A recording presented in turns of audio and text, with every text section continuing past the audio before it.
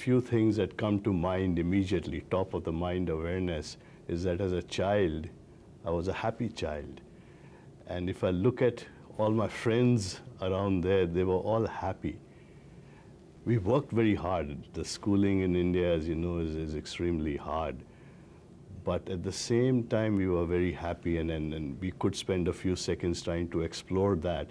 But just a little background, I went to two Jesuit schools, St. Joseph's and Don Bosco. And discipline was extremely important over there. The respect for teachers was very, very important over there. So much so that if you had any problems at home, the parents would go complain to the teacher about the child, and the teacher would punish the student. So generally speaking, the kind of education we got over there was intense.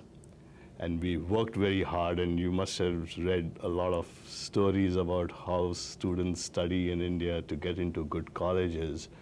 We did all that, so we worked very hard.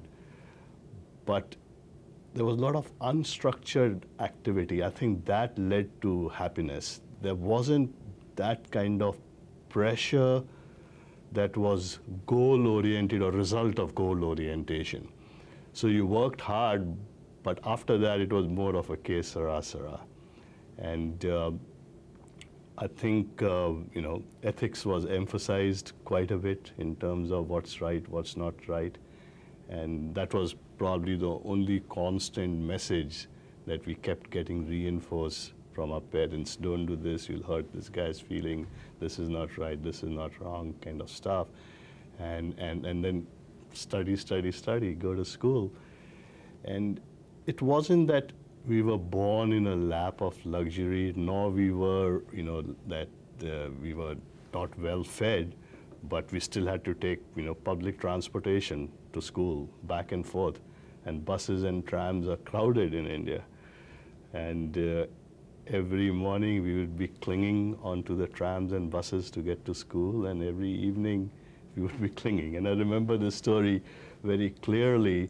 Most of the days you barely got your foot in the tram, and then you could grip the handle of the bus and you would be hanging on. One day I got a nice position in the tram, like a couple of people left or what have you, and I got a steady footing on the tram and a steady grip on the pole there. And I said, now even if God wants me, he can't push me out. And boom, there was a push, and I was out of the tram. So it was a very sort of interesting experience that we went through hardships, but we never really considered them to be hardships. We worked really hard, but we never really had the pressure on. And by and large, fun time.